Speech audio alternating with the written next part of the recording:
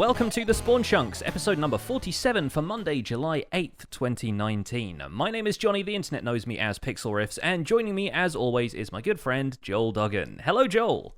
Hello, and happy birthday to my sister Andrea, who does not listen to this podcast at all. But you have to take the opportunity. On board. My sister listens to this podcast. Why doesn't Does yours? she?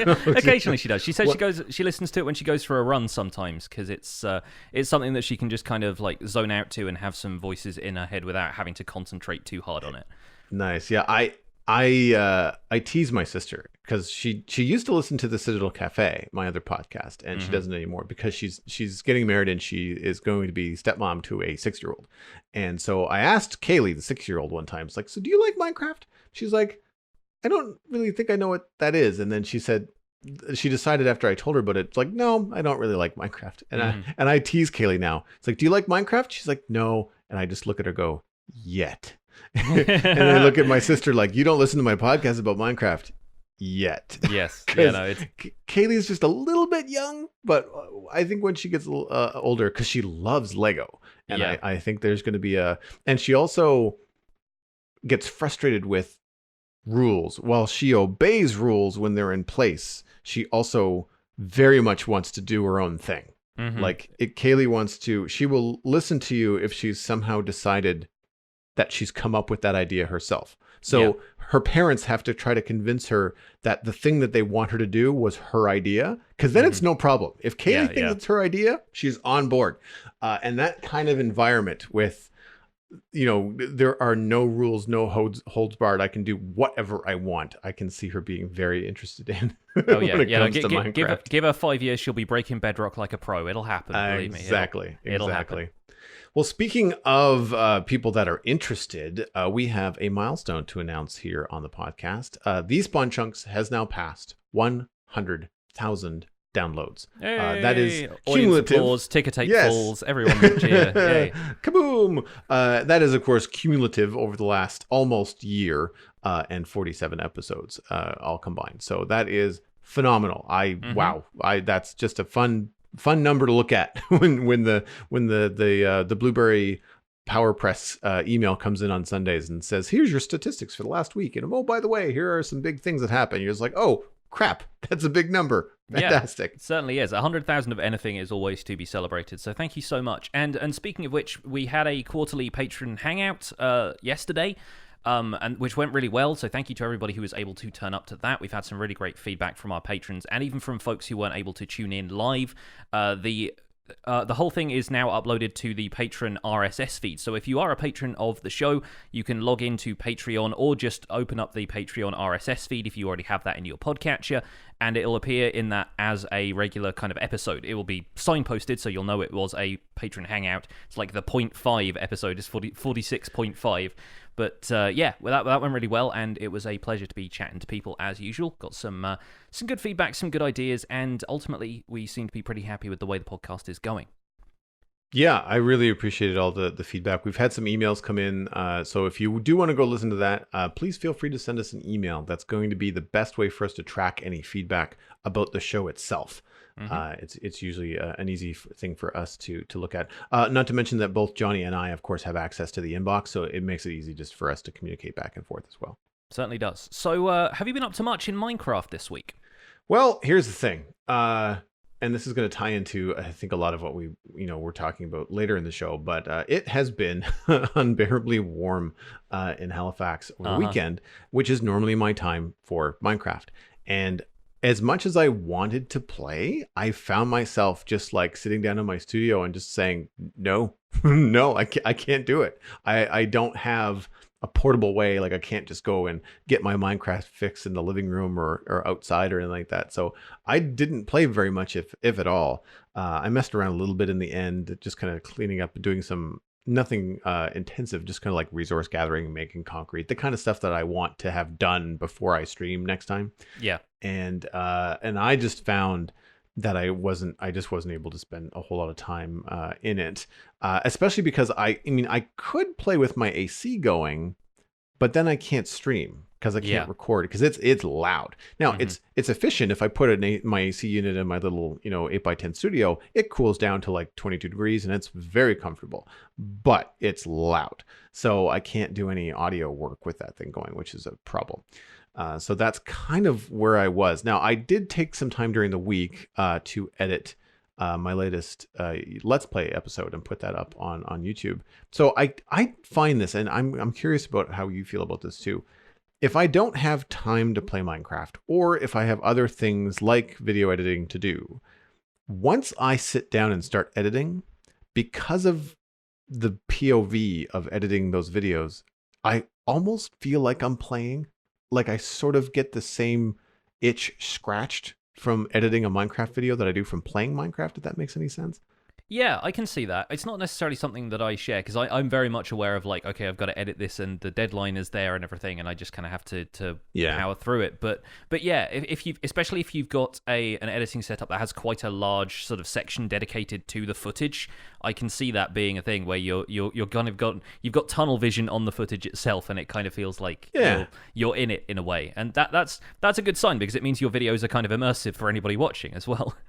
Yeah, I hope so. And this particular set of videos, it was a lot of hurdles. So I actually ended up spending a long time editing what ended up only being like a 15-minute video.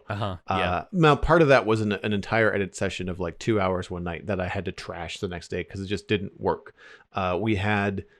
I lost some of it because what I do is I download the clips from Twitch, not the clips, but the actual full streams. Yeah. And then I cut them up. Now I generally can find points where I've mentioned something, or I'll remember, oh right, at the beginning of this part, or at the end of this part, or in the middle, this is where I did a bit of a spiel. So this is going to make good content for YouTube. But in these particular streams of building the stuff over the void in the end, there was a lot of quiet time, a lot of just like chit chat with the chat room as opposed to like big kind of conversations. Yeah. So in one part of the video, it's like, I must have done like 6 or 8 or 12 edits and I'm only in like 2 minutes in. It's like, oh gosh, like these clips are like 45 seconds long at most. So it got better as time went on and I moved on to different parts of the build, but I found it very, very challenging. There was also a technical difficulty bit where I feel like my stream was chopped into 2 videos when normally it's 1.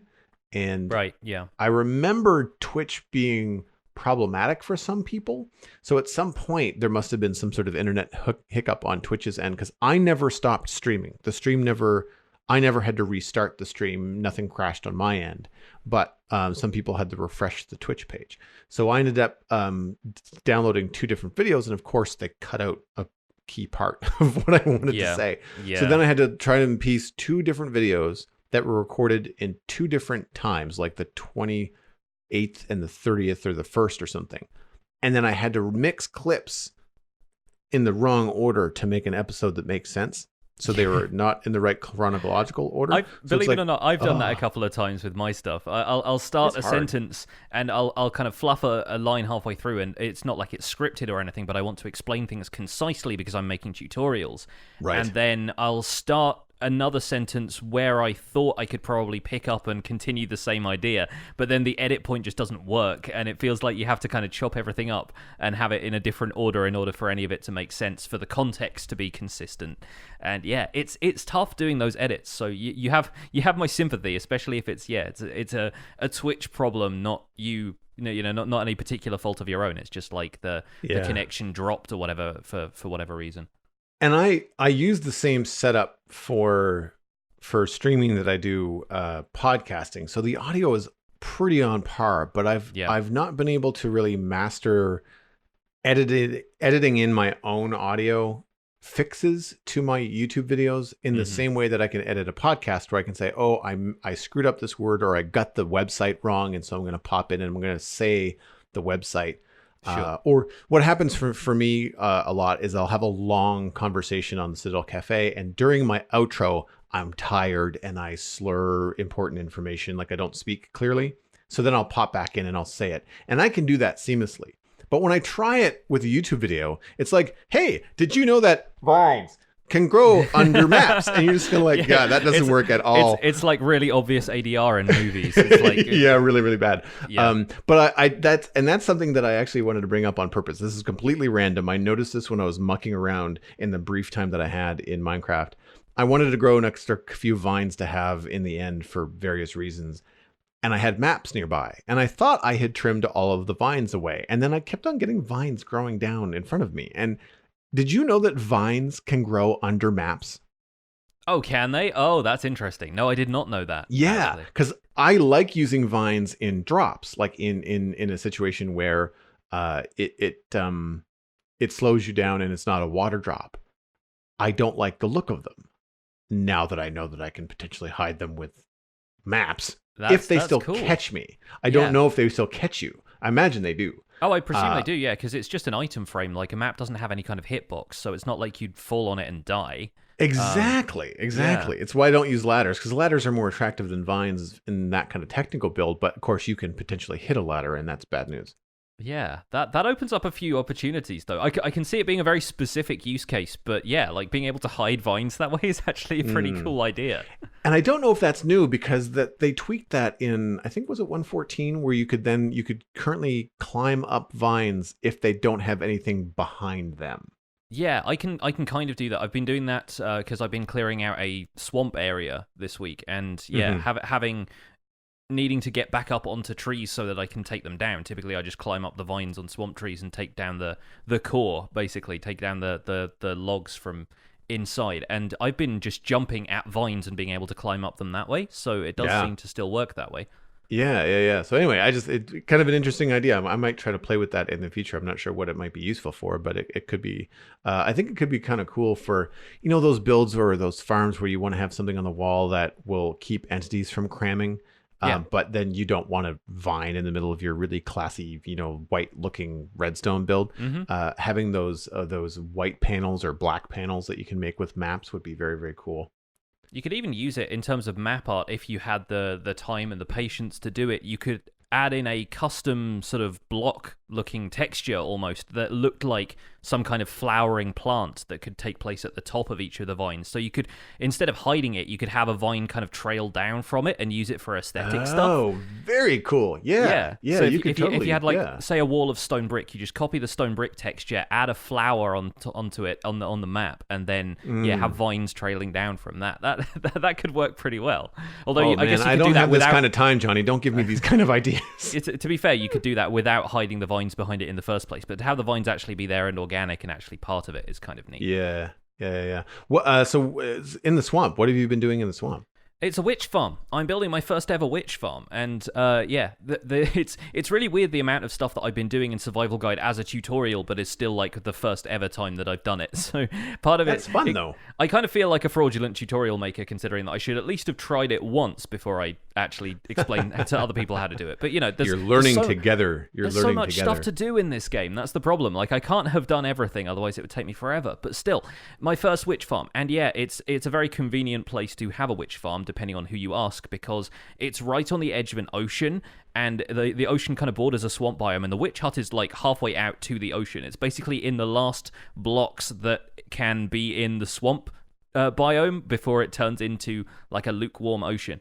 And so there's a relatively small amount of terrain around there that I needed to remove. Of course, the problem then is that drowned count as part of the mob cap now. Like previously on versions before 1.13, that would be an ideal location for a witch hut. But now drowned count towards the hostile mob cap, it's a little bit more difficult. So a few more obstacles to overcome there. But yeah, just taking down all the swamp terrain, taking care of all the trees, and a couple of minor pockets of a mountain biome that's nearby needed taking down as well. But realistically, it's going to be a very productive farm once I get it all going.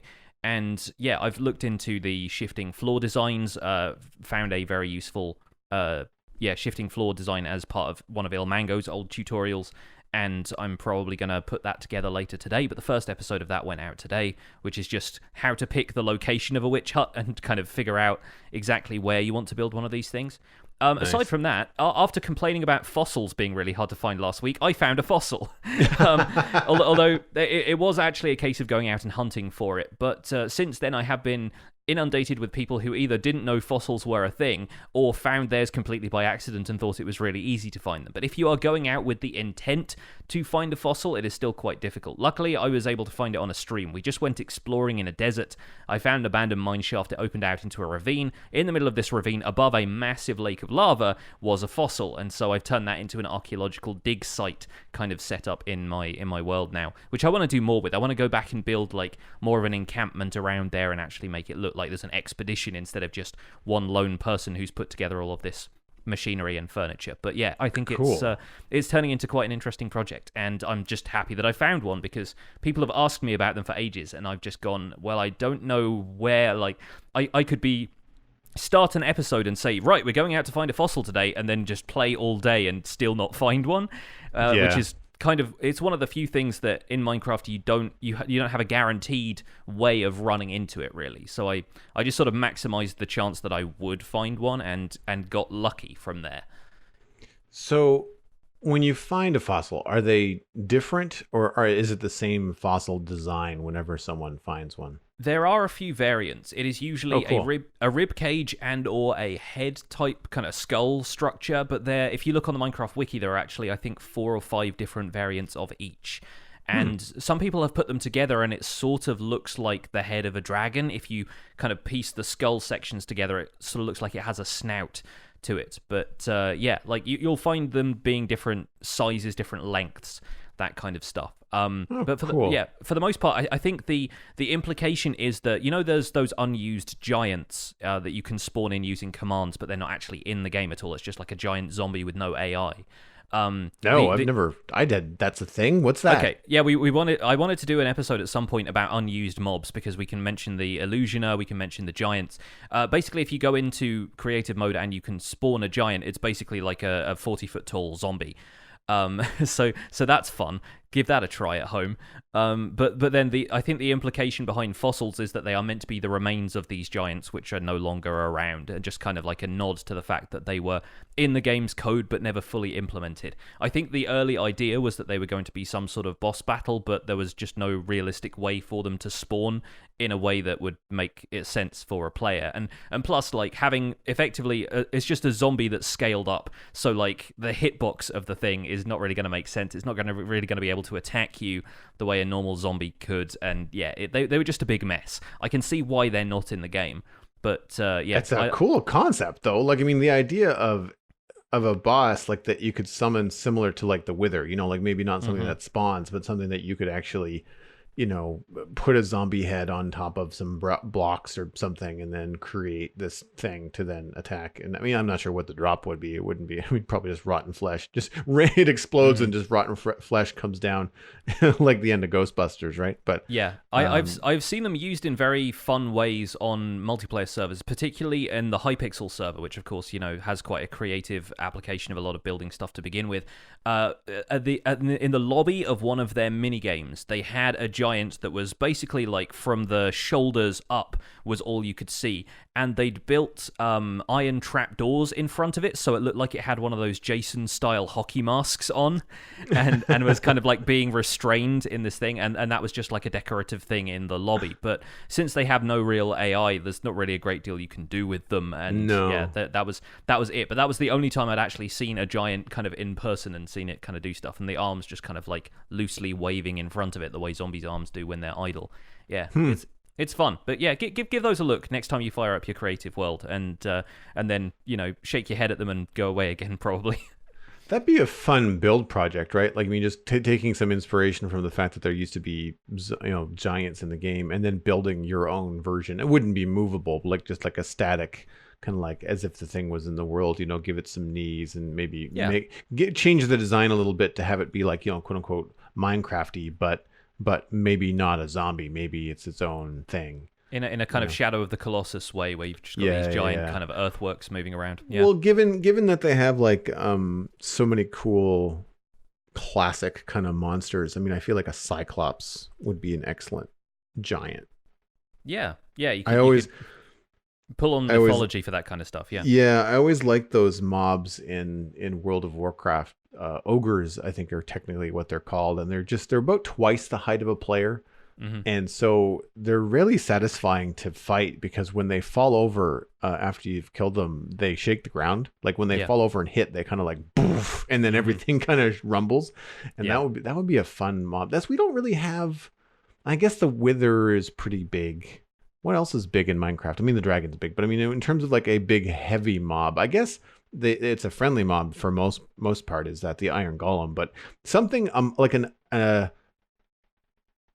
what's the word I'm looking for? Like an aggressive mob, a hostile mob that would be the size of an Iron Golem or maybe a little bit bigger would be cool. It would add a cool dynamic to the game. Something that would be really strong, but maybe also really slow. I still like the idea of implementing those redstone monstrosities from Minecraft dungeons in the core game somewhere. Just having something like that and have it really make a thud noise when you take it down. I like that idea. I like the idea of just elementals, like redstone, iron, wood. Like if you're in a dark forest and there's a wood golem that comes after you, that would be kind of cool too. Anyway, enough talk about stuff that isn't in the game. Let's talk about stuff that is, because we have 3 pre-releases. Count them, 1, 2, 3. We have pre-releases for Minecraft 1.14.4. The third of which just came out today, so we can pretty much be guaranteed that we're not going to get our usual Spawn Chunks luck and have a full release by the end of the podcast. But, Knock wood. You never know. Yeah, they could pull one over on us. But let's kick off with 1.14.4 pre-1. We have a few changes in here which are worth noting. For a start, Suspicious Stew made from poppies now gives night vision instead of speed, and I can't remember if another one gives speed, because there's a couple of those effects that double up, but I think it doesn't give... I don't think there's anything else that gives you speed, which is kind of strange. And I wonder if existing Suspicious Stew, that I've actually made a whole bunch of it already, would revert to giving you night vision, or if it would still give you speed. And I wonder why they've changed that. I wonder if it's something to do with PvP, maybe. Not certain. Maybe. But I was when I saw that, I was like, okay, sure. Yeah, I mean, it gives you night vision for like a second and a half, maybe, or something. Which might be a little bit more useful than a short burst of speed in the grand scheme of things, but I don't know. We'll see.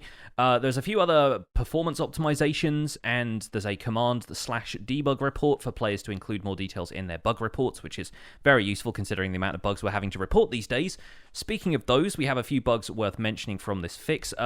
We have MC 146289. I won't read all of the numbers for these. Farmers, villagers not stopping to pick up their crops has been fixed. So yeah, hopefully farmers will be able to do their thing like normal.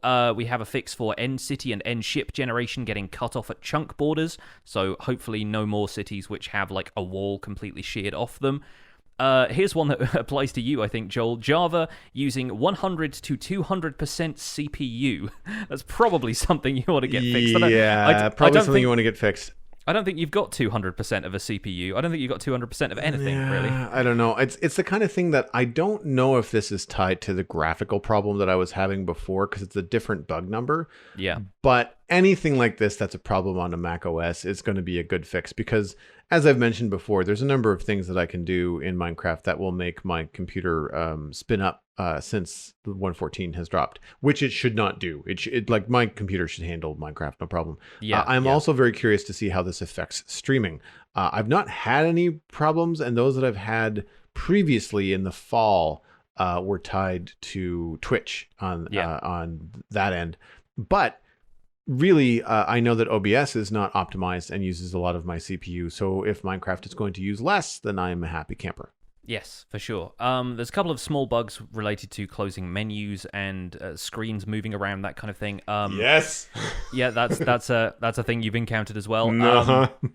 And one more here: villagers picking up workstations through walls. So yeah, hopefully that. I don't know if that means like a solid wall of blocks, or if that is like wall blocks themselves, like a prismarine wall, the actual wall, or a cobblestone wall, or something like that. I don't know, because that's the problem with some of these bug reports, is that of course they've been submitted by players, and so language that you might use to describe a block in the game could also just be used to describe a general concept, like a wall of blocks. So right. I'm not entirely certain, but hopefully that shouldn't really make a difference. Villagers shouldn't be able to pick workstations up through a solid wall of anything anyway, so hopefully that's going to help a few people's trading halls be a little bit more sensible. If I'm understanding it correctly, they have to be able to path to it, so even glass will cut them off. Yeah, That's the hope, at least. I hope that is how it works, because it makes things a lot more sensible when you're setting these things up. I know for a fact that my trading hall has had issues with that in previous releases, where villagers will basically assign themselves workstations that are across the room from the one that's right in front of them, and that can get very frustrating. So hopefully they've got that locked down, and it's just the most sensible workstation for them to pathfind to. Shall we move on to 14.4 pre-2? Do you want to handle this one? Sure, yeah, I can tackle this one. In pre-2, we have villagers now stock more items. That means they have more to trade before that trade will lock up. That's going to be so good, because... And in the footage that I saw, it's about double. It seems to be about twice the amount. So if you previously would trade, 1 emerald for 6 bread, and you got 32 bread, you will now get 64 bread. However, these villagers have to be generated in 1.14.4. Right.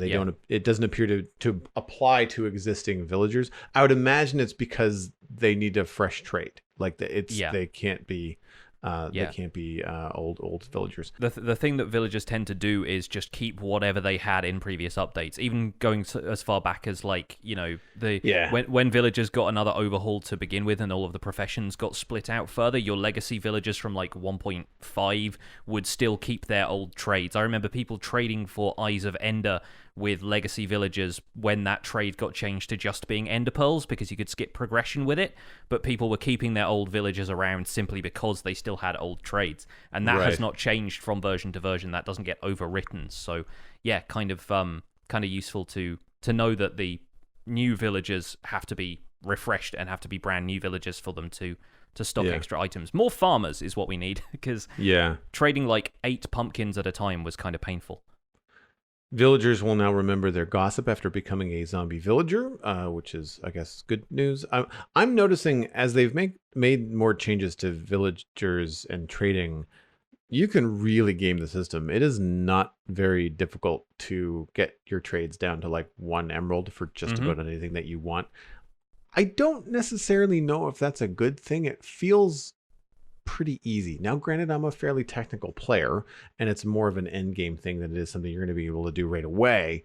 But it does feel like they've made it very, very easy to get the trades that you want for cheaper than we even had before. Previously, you had to kind of do the whole infinite breed, kill the ones you don't want, not the kind of gameplay that maybe Mojang wanted people to partake in. But now it's okay, well, you only have to breed a few villagers until you get the ones that you want, and you can control their professions. So that makes the whole culling the villager herd less of a thing. But now, in addition to that being easier, you can also, instead of having to pay 10 or 20 emeralds for your mending book, you could potentially and very easily get it down to 1 with just a little bit of research. And it's good, I guess. I'm wondering if people are going to be complaining shortly that it's a little bit too easy. So we'll have to keep an eye on that. Some bugs worth mentioning in pre-2 are that entities, cough cough, villagers, cause massive lag when attempting to pathfind. Notice lots of pathfinding changes for villagers in the last little while. And hey, speaking of, villagers are not pathfinding towards their POI or point of interest. The POI detect and range was too small. That's been increased to 48 blocks. Right. I don't know whether that's going to be good. That kind of stuff. Yeah, but I don't know if that's going to be a good thing. I feel like I want that range to be smaller. I've got a funny feeling that people that have a large number of villagers and a large number of POI or workstations in a close vicinity, like a trading hall or any kind of organized way to try and get what you want from villagers, I feel like you're going to constantly have this battle of villagers detecting the wrong point of interest.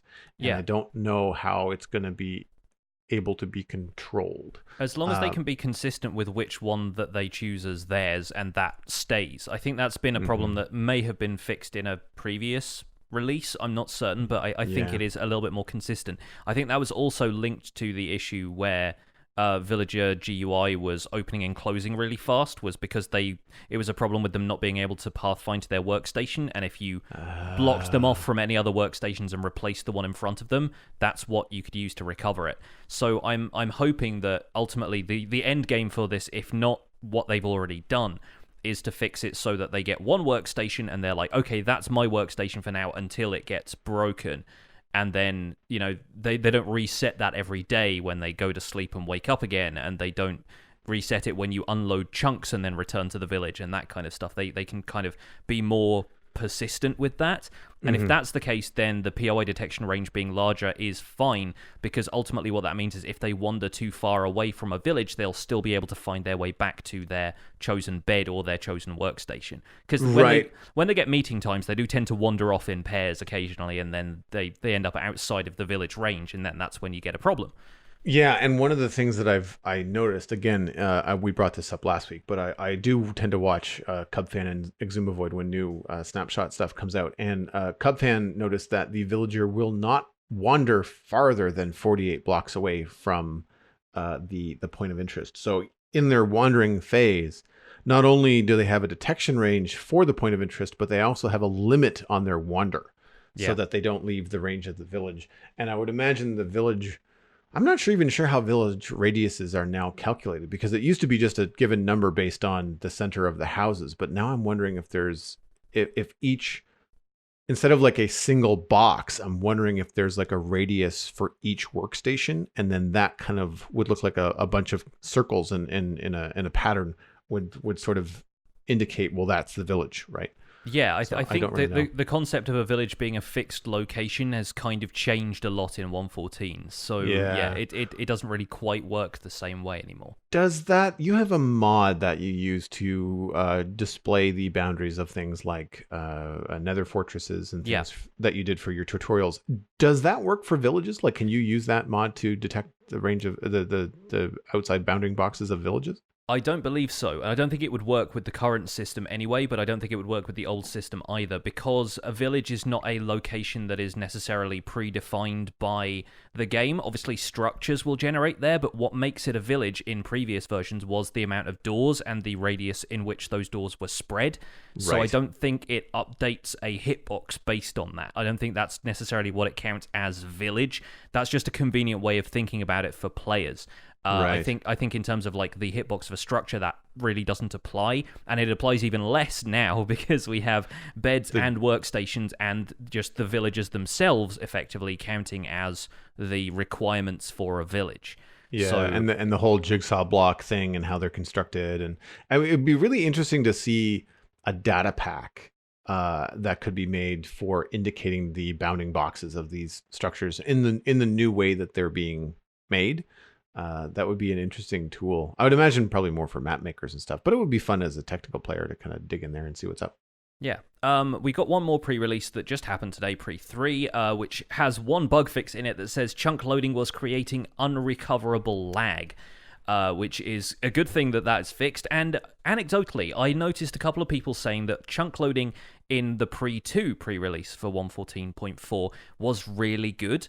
And I loaded up my world. I think it was QMagnet who made the diversity series of maps, pointed this out. And I went and loaded up 1.14.4 pre-2, and it was actually great. Like, I thought I was using Optifine, just the speed at which stuff was loading.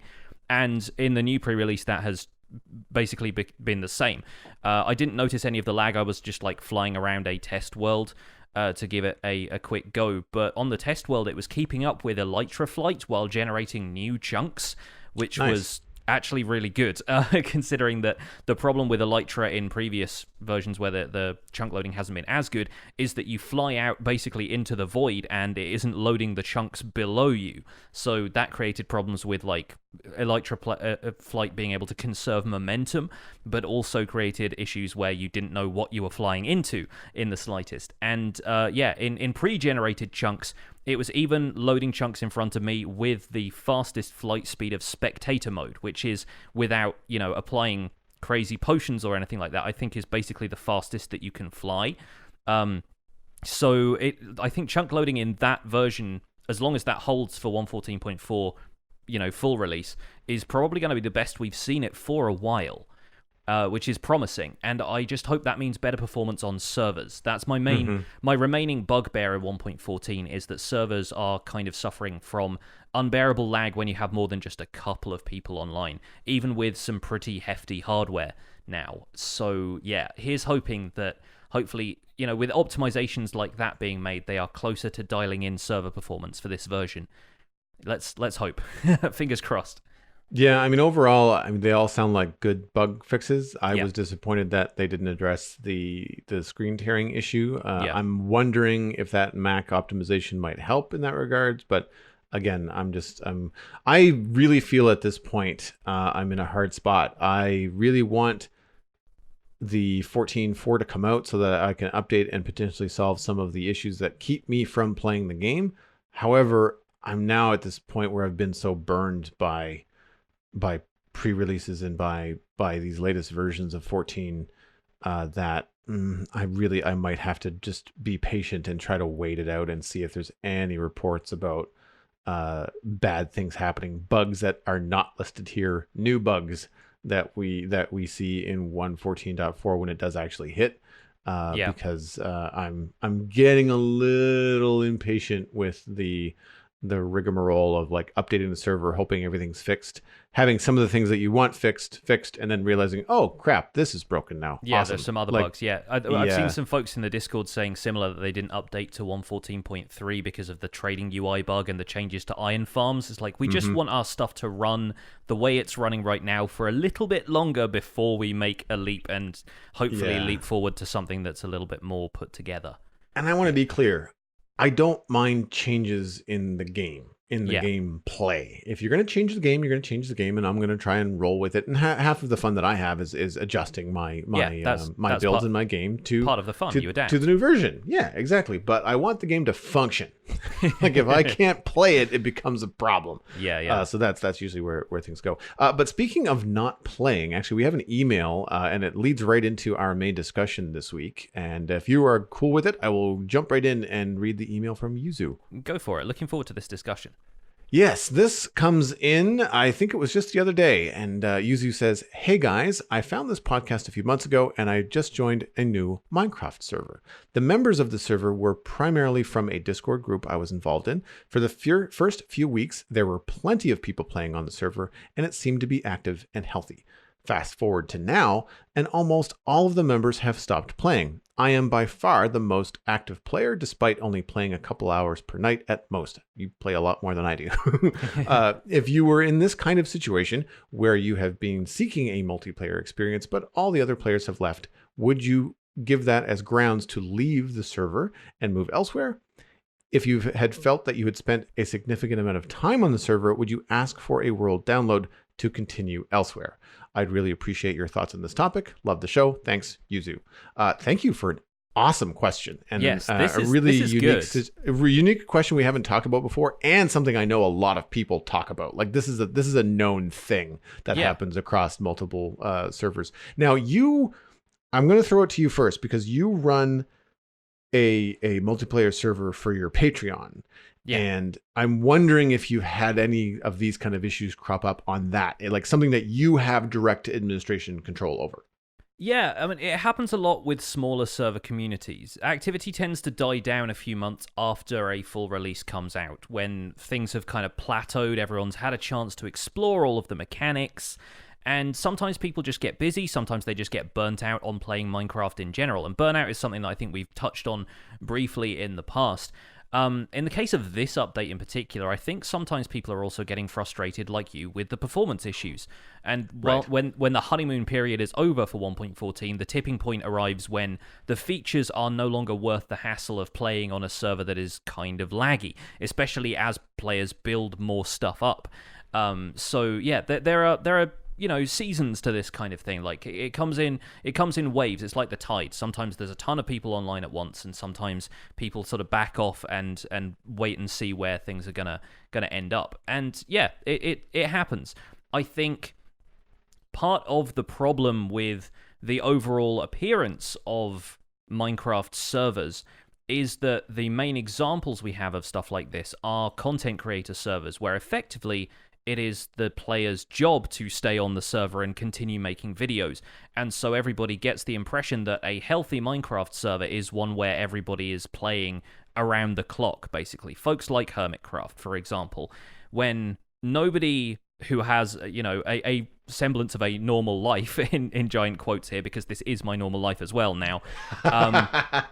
Nobody typically dedicates that amount of time to Minecraft. I mean, a couple of hours a night, as Yuzu was saying, is fairly standard, I would say, for some people. But for some people, that's also a huge time commitment. You're talking about like a parent maybe who is looking after their kids, but is also really excited about the latest Minecraft release. They might be playing a couple of hours a night at first, but then after a while, it becomes more and more likely that they can't justify spending that amount of time versus, taking care of their family and so forth. And yeah, as for whether this constitutes like a reason to leave the server and move elsewhere, it's not something I've had a significant amount of people like drop out of my Patreon supporters because they're like, the server isn't really active anymore, I'm not feeling it. That has happened in the past, and it's something that I respect, and I think it's something that if you are there to have a multiplayer experience in the first place, if like the whole reason you've joined this server is for it to be with other people, then yeah, it might be time to move on. I think if you've had a good time playing with the group, at least keep in touch with them. You said you were in a Discord before that. Don't necessarily like cut all ties with them, because there's no reason you can't technically be part of multiple server groups. And if you liked playing with the people that you were playing with on this server, maybe when 1.15 comes around, or when 1.14 stabilizes a little bit more, everybody's going to jump back in. Minecraft's going through a bit of a renaissance right now. There's peaks in its popularity happening all over the place, so more people might be encouraged to hop back in when they've got time. But right now, maybe they don't have time for some reason. So I wouldn't say like move on 100%. If you want to ask the admin for a world download and continue some of your projects, then fair enough. But I don't know if you really need to make it as cut and dry as like, I'm leaving, goodbye, I will never see you again kind of thing. Like you can play it a little bit more easy than that, from my perspective at least. How about you, Joel? I think the bottom line is that you want the time that you put into the game to be fun. Yeah. And it doesn't, I don't know if it's not fun anymore, but it certainly sounds frustrating. Yuzu sounds frustrated as opposed to maybe not having fun. But if there's another active multiplayer server that has a better track record, like, lesson learned before you, if you want to have the multiplayer experience and you want to leave this server and join a new one, maybe do a little bit of digging and see like, how long has this been up? How consistent do people play? Are there any peaks and valleys in terms of player engagement? Then you can look at that and maybe think about that before you decide to join a new one.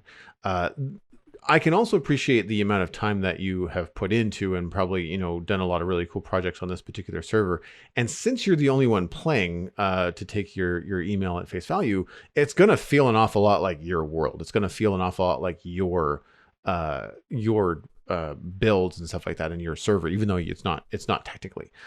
So I think if you decided that you didn't want to do multiplayer anymore, you wanted to play single player and continue to have fun building in this particular world and not have to deal with the potential server lag and performance issues, then I think asking for a copy to use for your own purposes in a single player environment are perfectly acceptable. Yeah. It's a little bit stickier if you wanted to ask for a copy of the world to then do another multiplayer experience. Like if you wanted to take a copy, do your own server, this is just an example, and invite other people that you think would play more to then play on that world, just so that you don't lose your progress, then that's something that might take a little bit more convincing with the people that run the server. However, I mean, it's just a game. It's just a Minecraft server. It's not like you're going to be making money. It's not like you're taking this content and selling it. You're just going to go play with people that want to play as the people right now that don't seem to want to play. And there may be some cool appeal there where if you do manage to get a copy of the world and you have talked about it with the community and they're cool with you doing a multiplayer experience with it and going forward with that, then that world has already got the backbone. Like you're not inviting people to come in and play it at ground zero, which, I mean, for me personally, I wouldn't be interested. Like if someone says, hey, I have a brand new empty world, do you want to come and join it? I'd be just like, I don't have the time. I don't have the time to start at ground zero. I would be considered, I'd consider joining something that would be, end game already, and that there's a lot of resources available, and I can jump in and just start to build with whatever I want. Like that could be fun. But it's an interesting kind of conundrum, and I feel like I have experienced kind of like 50% of this with the Citadel. I am by far the person that plays the most on the server, followed closely by a couple of friends.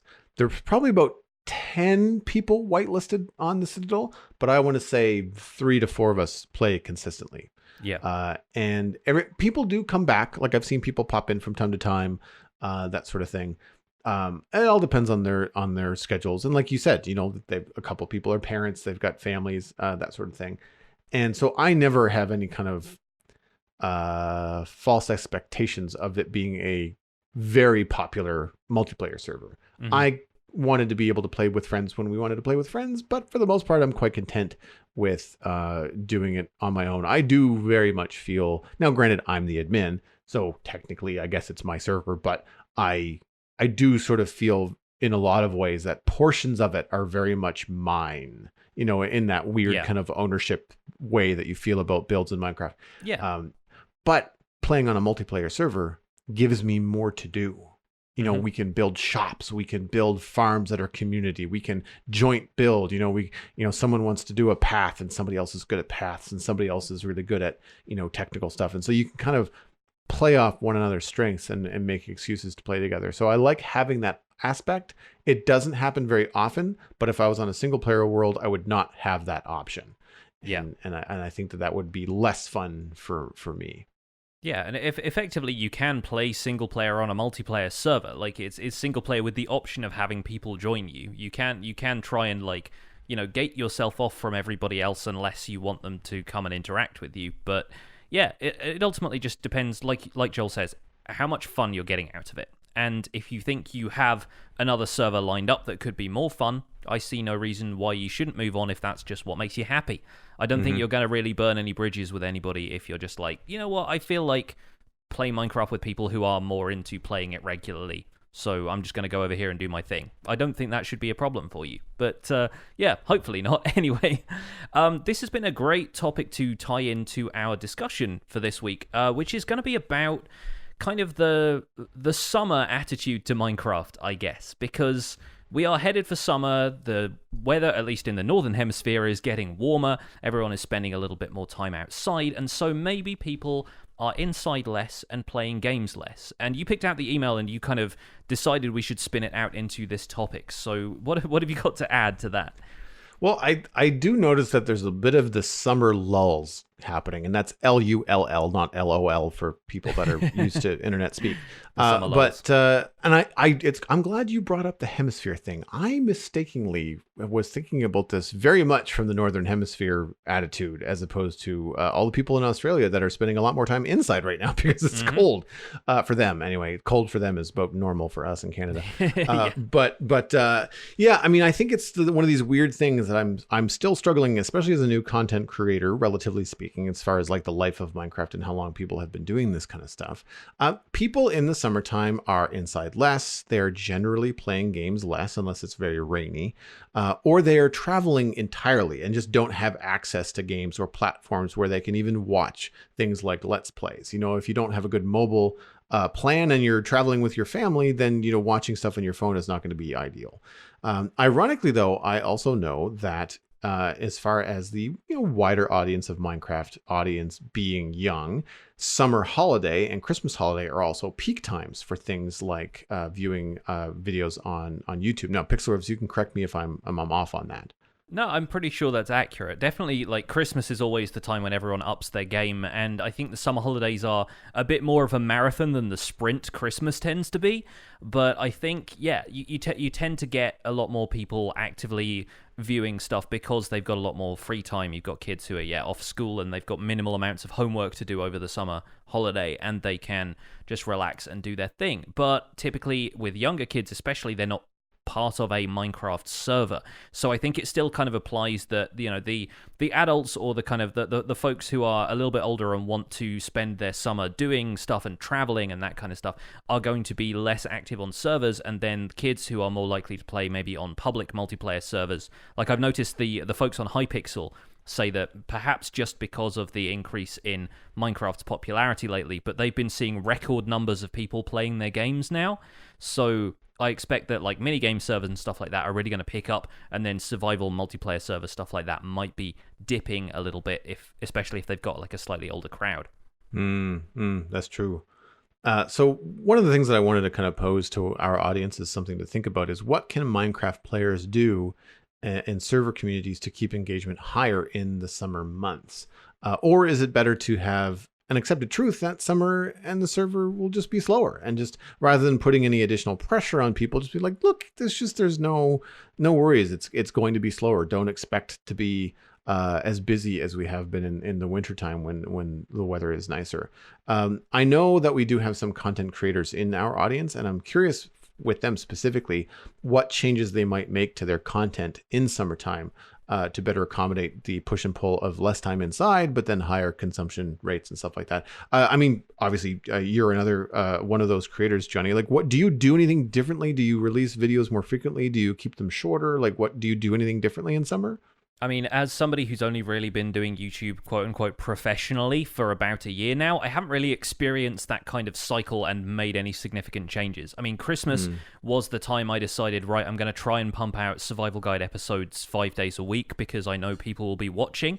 And since then, I've been able to keep that routine up. And as for summer, personally, I'm looking forward to spending a little bit more time just, relaxing and having fun. But I don't think I'm going to cut that back down to 3 days a week or anything like that. I kind of want to keep my content rolling as it is. As far as activities on servers go, it's not something I've participated in myself, but somebody who's actually going to be our guest, hopefully next week, if all of that lines up, the Hot Dish, who's a streamer I've been watching, is part of a server called the 8-Bit Community Server, and they tend to do stuff like build contests quite regularly, and they tend to do events and things like that. They decorated their whole server for Pride Month with kind of like rainbow banners everywhere and stuff.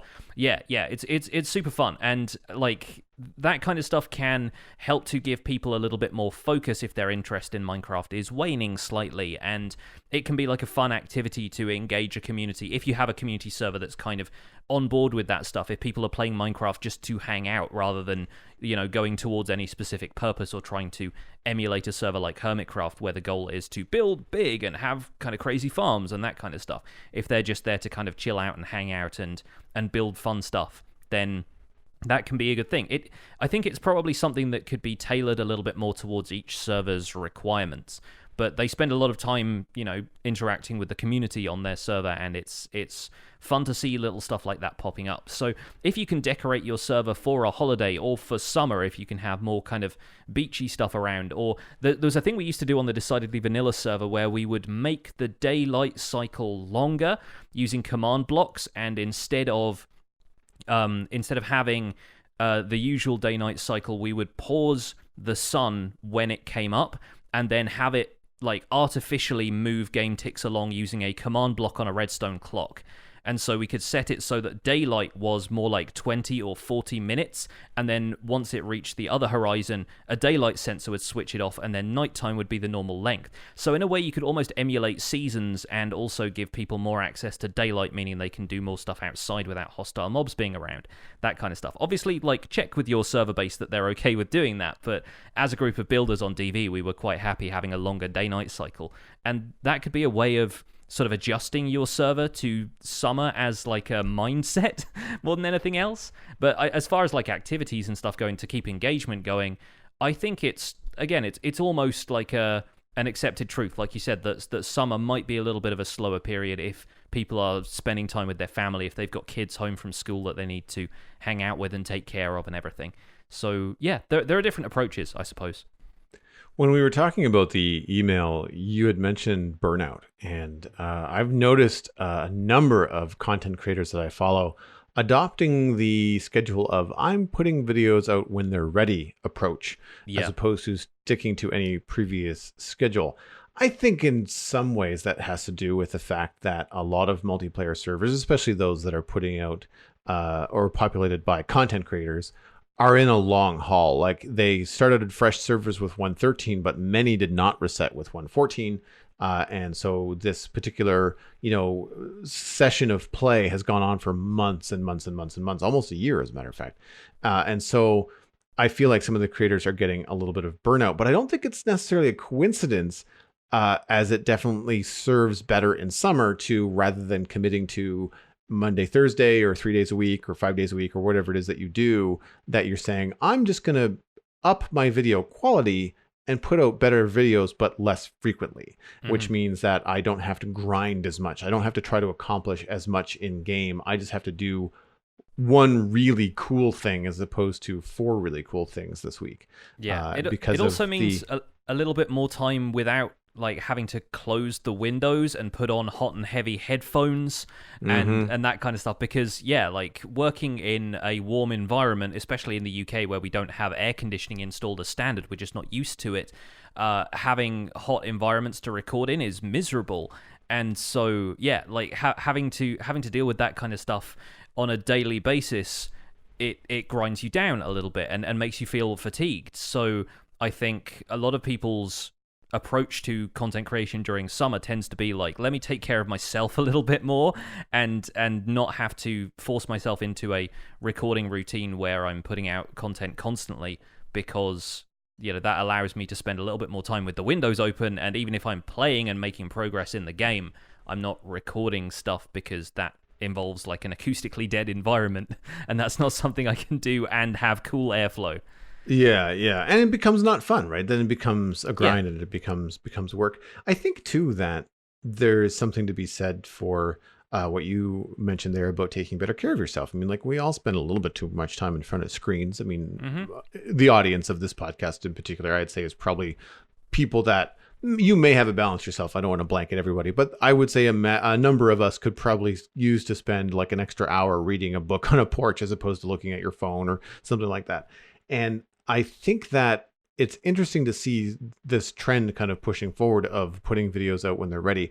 I'm noticing it, and I'm not complaining because I like the videos as they're coming, but I'm noticing that I'm struggling to find stuff to watch on YouTube. Whereas before I would have just like a couple videos from a couple of my favorite creators a couple times a week, so that every breakfast I would have something to watch. I wouldn't really have to go looking for much. But now I have other video archives and other series of things from these creators that I like that I could go looking and watching. The problem is that for me personally, the set-top box that I have, the interface for YouTube is terrible. So you only get to see like 10 or 20 videos at a time. So if you're deep diving someone's archive, it doesn't remember your spot. It's not like Netflix. So then you have to go and like search through 500 videos to find out where you left off at video 247. That alone takes a couple of minutes. And it sounds silly, but like we're just so used to having content at our fingertips that when you have to go through a very cumbersome UI to get what you want, it's like, whatever, I'll just go do something else. So I have noticed the lower frequency of content that I'm consuming. Maybe I just need to go find a few more YouTubers, a few more people that I like, so that I have more content coming in from more people as opposed to relying just on a select few. But in that regard, I'm happy that some of the people that I follow that are artists like me and are content creators, like you and I, are taking time with their families and are taking time to sit back, maybe reset a little bit and enjoy the game, as opposed to, I guess, succumbing to the insatiable appetite of YouTube. I think it's a dangerous slope, to realize that for the most part, well, granted, there's a lot of advertising revenues and other things that people can make money for. You're putting these videos out for free. Like, generally, the people that are watching your YouTube videos don't have to pay for them. So to have that be a jump minion, how high should I jump, says the Minecrafter, it should not be a thing. Like, I think anybody that's looking to start content creation should do it at a pace that keeps it fun for them. Because I'd hate to see burnout affect people's health, and especially when you've got a nice summer that you can enjoy. Like, don't sacrifice, opportunities to enjoy the weather and, all that kind of stuff for the sake of just grinding through and making a Minecraft build. Yeah, you'll hear people talking a lot about work-life balance, especially when it comes to freelance fields like content creation and what you do with art and that kind of stuff. And it's definitely something that's difficult to tackle, because if you're going freelance and you're committing yourself to doing this as a routine, if not as a job, then you kind of want to be at it all the time, and like everything is moving your business or your progress forward. But it is nice to stop and smell the summer flowers every now and again. So we highly recommend that here at the Spawn Chunks. We endorse going outside, believe it or not. But that is going to be it for this episode, guys. Thank you so much for listening, and I hope you listened to it somewhere on the beach. We're going to put all of the links and stuff in the show notes on thespawnchunks.com as per usual. The music for the show was composed by me, and the Spawn Chunks is proud to be a listener-supported podcast. If you get some value out of the show, why not consider putting some value back in? You might even get to hang out with us in the Hangouts like the one we had yesterday. You can visit patreon.com/thespawnchunks to join the community, where pledging at any level will get you an invite to our patrons-only Discord chat and more. It will even get us closer to our next milestone goals of reinstating our Chunk Mail dispenser segment, and we are currently at 110 patrons, so we're breaking even on last week. It's very cool to have the support of all of our patrons, old and new, and with special thanks to our content engineers, JD Williamson and Yitz, for their support on this episode. Sharing the podcast with your friends is the easiest way to support the show. You can find us at The Spawn Chunks on Twitter and Instagram, but a personal recommendation is by far the best way to share the podcast with your friends and server mates and other places that you talk about Minecraft. Just poke a friend in the arm, say, hey, this is awesome, you should listen to it. You'd be surprised how often that works.